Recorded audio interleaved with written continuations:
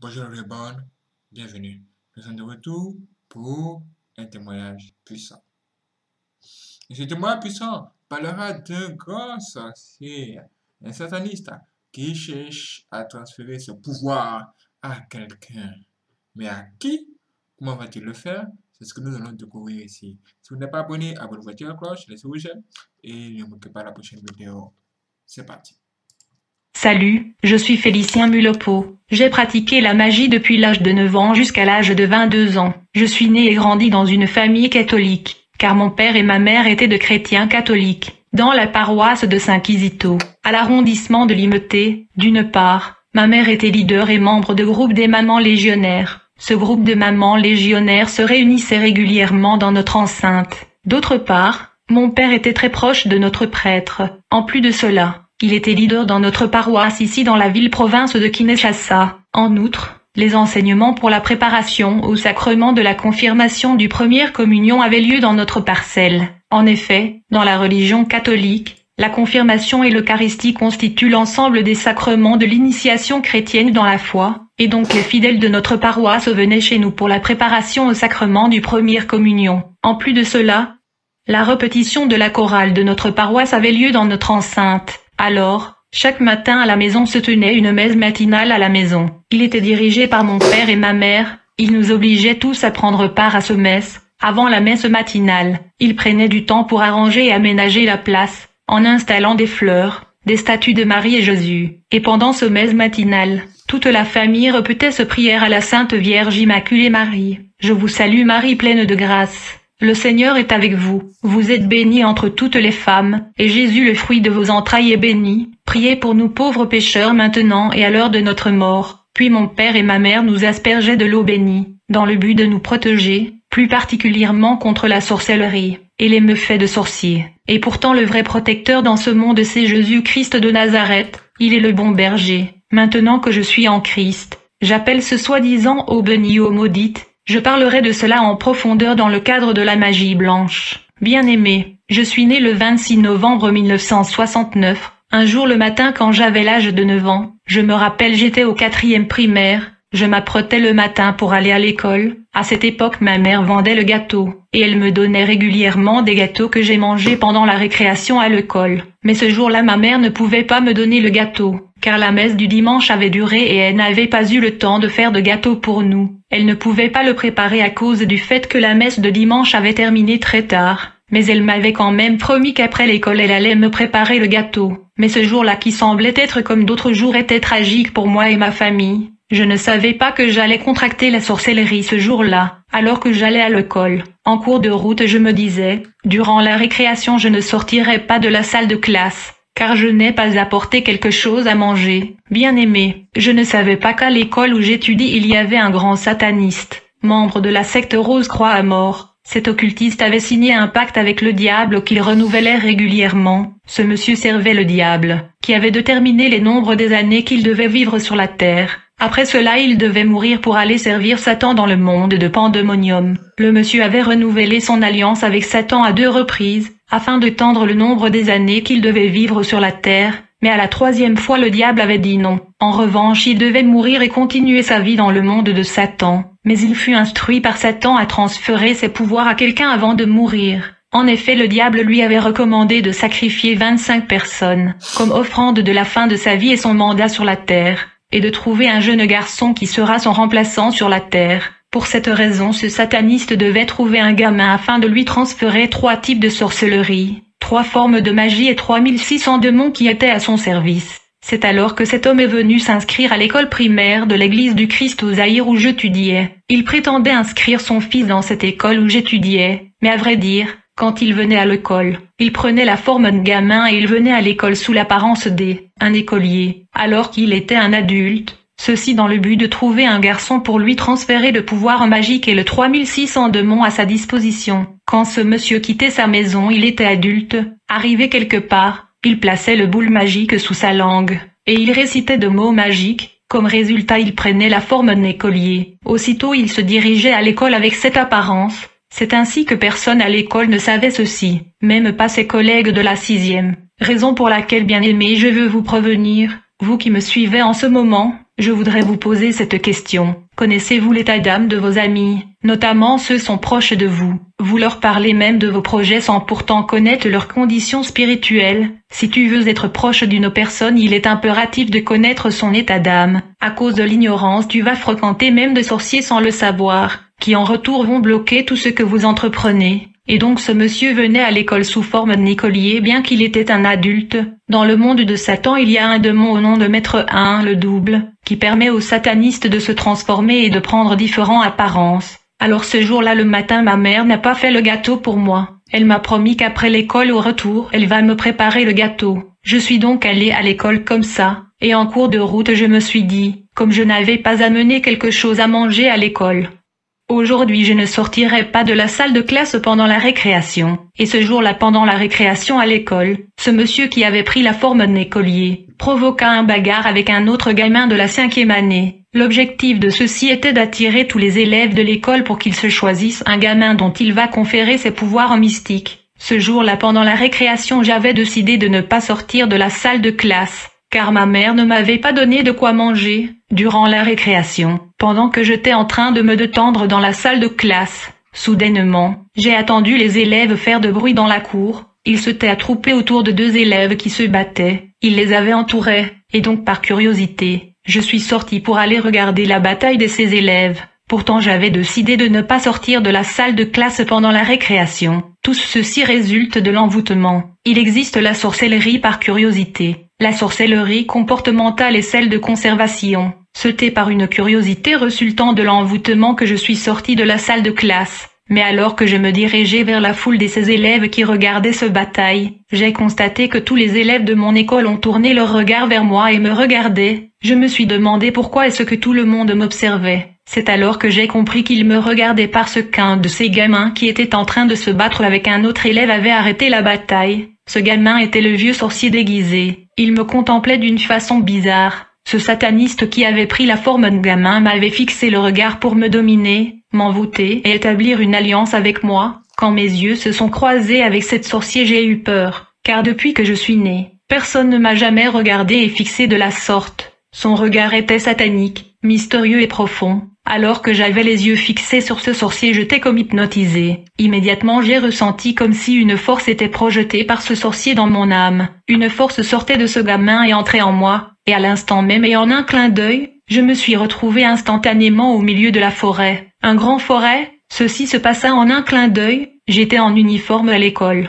Et en un clin d'œil comme ça, je me retrouve tout à coup au milieu de la forêt, et je ne savais pas comment je fus transportée subitement de l'école à ce forêt. Et pourtant il y a une minute j'étais dans la cour de l'école d'autres gamins. Bien aimés, j'étais en réalité au milieu de la forêt équatoriale, qui est la seconde forêt au monde après l'Amazonie. Cependant je n'avais même pas senti que je me suis déplacée géographiquement, même pas un mouvement quelconque, mais juste en un clin d'œil comme ça. Du coup je me retrouve au milieu de la forêt, alors que j'étais à l'école il y a même pas une minute. Cette forêt était massive, il y avait des grands arbres. À cette époque j'avais 9 ans. Une fois que je suis atterrie dans cette forêt, j'ai réalisé que j'étais en uniforme, exactement comme j'étais venue à l'école. Imaginez un gamin de 9 ans qui est allé à l'école, et qui se retrouve en uniforme à des milliers de kilomètres de son école, au milieu de la plus grande forêt du continent, dans un endroit inconnu, alors que mes parents qui m'avaient envoyé à l'école n'avaient aucune idée du fait que j'étais au milieu de la forêt équatoriale. J'étais dépassée par ce qui m'arrivait, alors je me suis mis à pleurer. C'était pendant que je pleurais que j'ai entendu des coups de tonnerre dans le ciel. Immédiatement après ce retentissement, en un clin d'œil je me suis vue entourée par des bêtes sauvages, qui ont atterri de je ne sais où. Ces animaux qui m'entouraient sont des bêtes que j'ai regardées souvent à la télévision. Parmi ces animaux j'ai vu un léopard, un lion, un ours et un éléphant, un chien sauvage et autres. Quand ils sont apparus ils ne m'ont pas attaqué, mais ils m'ont entouré tous. Devant cette scène épouvante, j'ai tremblé et j'avais pissé sur moi. J'étais loin de mes parents qui étaient à la maison, et qui croyaient que leur fils est à l'école. J'étais en train de faire face à des choses terribles. Au fait, ce sorcier magicien m'avait transporté dans ce forêt pour ouvrir mes yeux et mes oreilles de l'esprit, et donc j'étais là debout devant ces animaux, qui ne m'avaient ni menacé ni dévoré, mais pendant que j'étais là en uniforme debout devant ces bêtes sauvages, j'ai commencé à entendre des voix au milieu de ces animaux sauvages. J'ai pensé peut-être que c'étaient les voix des chasseurs dans la forêt, mais cela n'était pas le cas. Les voix provenaient du milieu des animaux. Ces voix humaines qui me parlaient provenaient de ces animaux, et donc ces animaux me parlaient comme des hommes. J'entendais des voix au milieu d'eux qui me disaient « Félicien, nous sommes venus vous souhaiter le bienvenu parmi nous. Nous sommes enchantés et contents du fait que vous êtes maintenant dans notre camp, vous êtes maintenant membre de notre confrérie, vous faites partie de notre bien-aimé. » En vrai dire, ces animaux sauvages étaient des leaders de confréries sorcières de toutes les régions du Zaïre. Ils étaient venus me saluer et m'accueillir, et ils se réunissaient souvent au milieu de la forêt équatoriale, et donc ces bêtes n'étaient pas des animaux ordinaires, mais des hommes. Je veux dire des sorciers qui se sont transformés et métamorphosés en des bêtes sauvages, et quelquefois ces sorciers prenaient des formes des animaux et tenaient des réunions au milieu de la forêt équatoriale, dans des endroits éloignés, isolés et lointains, où les hommes n'osent pas s'hasarder. Alors parmi ces animaux le lipar était le leader des sorcières de la ville de Kinshasa, le lion était le leader de sorciers de la province de Bas-Congo. Plus tard, une fois que j'ai commencé à pratiquer la sorcellerie, ce lion qui était le leader de la confrérie sorcière de la région de Bas-Congo, me nomma à la poste de son secrétaire. Alors pendant que j'étais accueilli par ces bêtes sauvages qui étaient des sorciers sous forme animale, il eut un autre retentissement dans le ciel, et soudainement la forêt équatoriale et les animaux sauvages disparus de ma vue. Je n'étais plus dans la forêt, mais je me suis retrouvé dans une agglomération futuriste et urbaine. Dans cette ville urbaine et métropolitaine il y avait des autoroutes et des gratte-ciel devant moi. Dans les routes de cette civilisation je pouvais voir des automobiles modernes qui n'existaient pas encore sur la Terre. Je voyais des jeeps qui n'étaient pas encore en circulation sur la Terre. Laisse-moi vous informer que les véhicules que vous voyez sur la Terre aujourd'hui, moi je les avais vus il y a plusieurs années auparavant dans le monde de Satan, et donc à l'âge de 9 ans, j'avais vu des jeeps et voitures mis en circulation récemment sur la Terre. Je les ai vus dans les routes et dans les installations technologiques du monde macrocosmique de Satan, le pandémonium. Ces installations et laboratoires technologiques sont contrôlés par la sirène Athéna, qui est le savant numéro 1 du monde de Satan, et qui s'occupe des développements et progrès technologiques. Dans le monde de Satan et sur la Terre, si tu as l'habitude d'envier les choses de ce monde, je te conseille de te réveiller. La Bible dit, n'aimez point le monde, ni les choses qui sont au monde. Si quelqu'un aime le monde, l'amour du Père n'est point en lui. Et donc j'étais dans un rond-point du monde de pandémonium, et je pouvais voir les blancs conduisant des voitures et ils me saluaient. Plus tard je pouvais voir ces gens se déplacer dans l'espace. À ce stade mes yeux spirituels sont déjà ouverts car je pouvais voir le monde de Satan, et alors que j'ai contemplé le monde satanique, j'ai de nouveau attendu un coup de tonnerre, et comme résultat, en un clin d'œil je me suis retrouvé dans la cour de l'école. J'ai constaté que les élèves étaient toujours en récréation, et les deux gamins se battaient toujours, et donc tout ce que j'avais vu dans la forêt et le monde de Satan arriva en un clin d'œil. Alors une fois que je suis retourné à l'école, mes yeux spirituels étaient toujours ouverts. Au fait, j'avais 3 visions. Les choses étranges m'arrivaient. Je voyais simultanément la forêt équatoriale, le monde de Satan et notre monde. J'avais 3 visions simultanées. Quand je suis retourné à l'école, je voulais demander à mes collègues s'ils voyaient ce que je voyais mais ma bouche était devenue lourde. Alors que les 2 écoliers se battaient, le gamin qui était le vieux sataniste fit sortir une mouchoir rouge, appartenant à la sirène Jacqueline, la dame de la toilette qui réside dans les toilettes. Je veux dire les toilettes de ceux qui n'ont pas Jésus-Christ, car les maisons des enfants de Dieu sont sacrées, à cause de la présence de Dieu. Alors, cet écolier avait déjà envoûté les autres élèves qui regardaient ce bataille. J'ai vu ce gamin agrandir son coup de poing. Les autres élèves ne pouvaient pas voir ceci. Moi je pouvais le voir car mes yeux spirituels étaient déjà ouverts. Après avoir agrandi son coup de poing, il cogna l'autre écolier qui entra en coma et se mit à saigner. Les autres élèves s'enfuirent. Ce qui est bizarre est que moi je ne voulais pas et ne pouvais pas fuir. Quand un ami remarqua que je ne fuyais pas avec les autres écoliers, il tenta de me tirer par la force,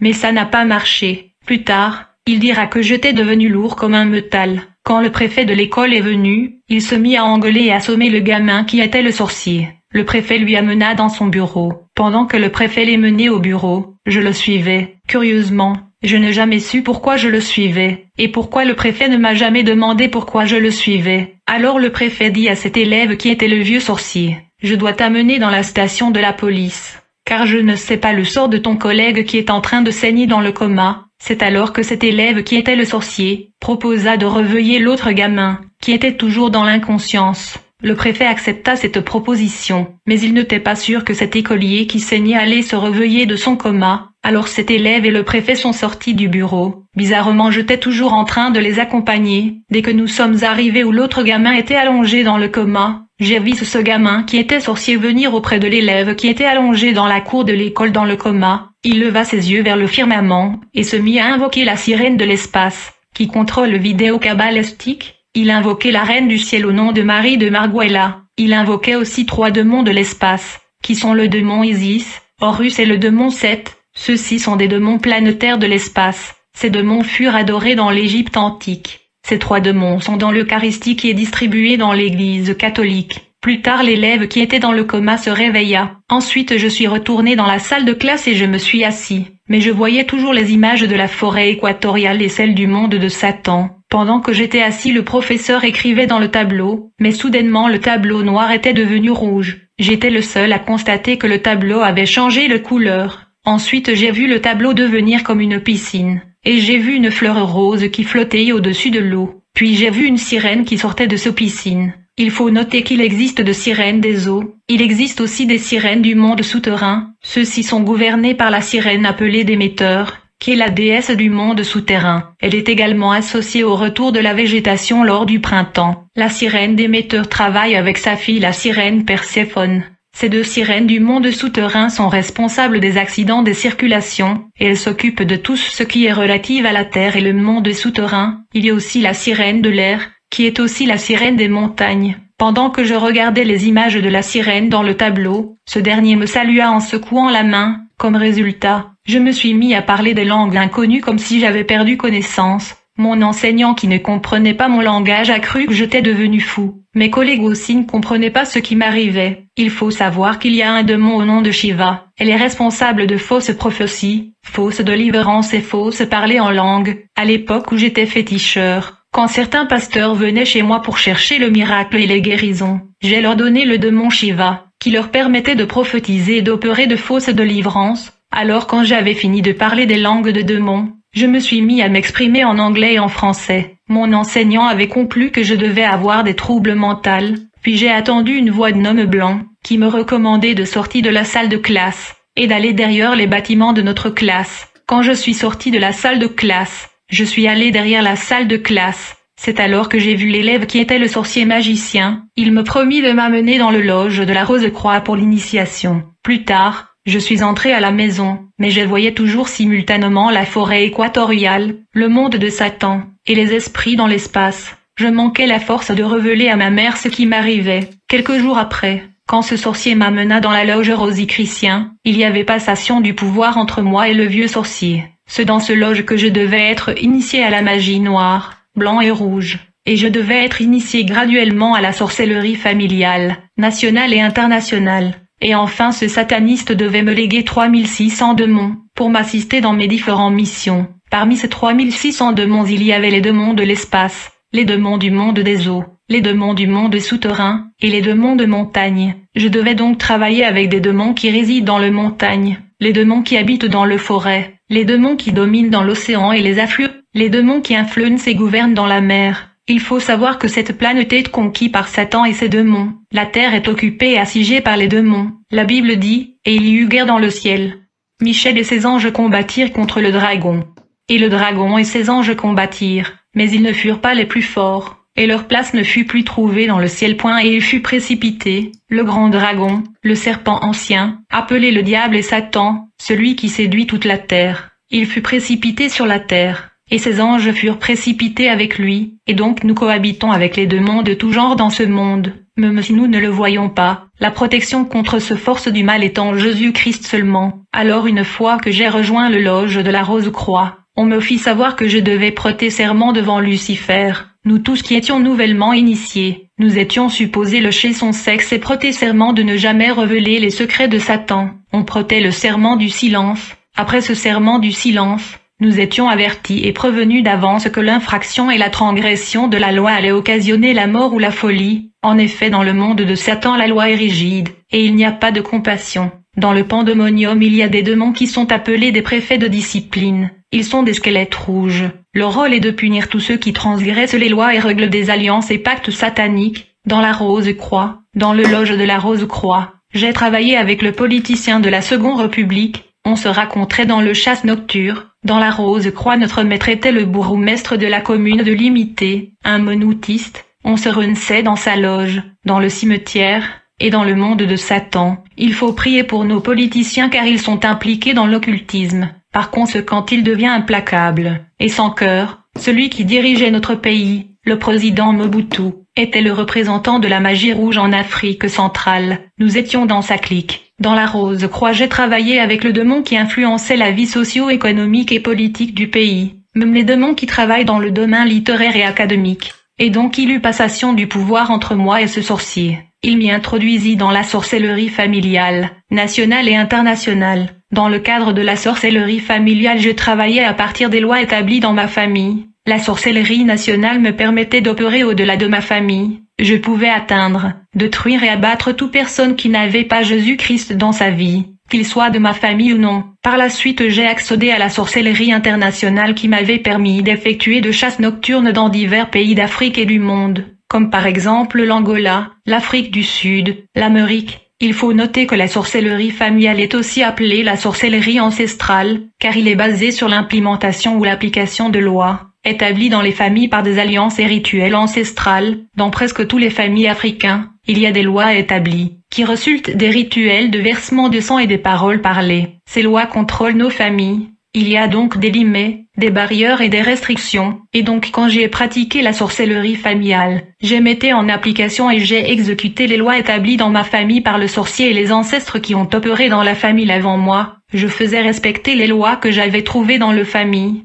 Il y avait des lois qui stipulaient que les femmes ne devaient pas se marier, les hommes ne devaient pas trouver un emploi durable, les enfants ne seront pas intelligents à l'école, personne ne devait percer financièrement dans la famille, et donc tout le monde devait mourir pauvre. En vrai dire, j'étais l'homme fort de la famille, et je faisais prévaloir ces lois qui régissaient la famille. Personne ne devait échapper à ces lois établies, ils étaient tous sous surveillance. J'attaquais la famille restreinte et élargie. Du côté maternel et paternel, j'ai réclamé les gens sur base des lois établies, car les voix se levaient contre eux. Je veux dire, les paroles prononcées par les ancêtres se velaient contre eux. Vous allez sûrement vous demander d'où venaient ces lois établies dans ma famille. Au fait, ces lois qui freinaient et bloquaient les familles sont issues de paroles parlées durant des rituels. Et pendant ces rituels, le sang sont versés et les paroles sont parlées. Tout ceci constitue ce qu'on appelle un autel. Rappelez-vous que le mont de Golgotha où Jésus a été immolé était un autel, car le sang avait coulé, et Jésus-Christ avait crié « Tout est accompli ». Et bien que le sang de Jésus a coulé il y a plus de 2000 ans, ce sang continue de crier des bonnes choses dans le vie des enfants de Dieu.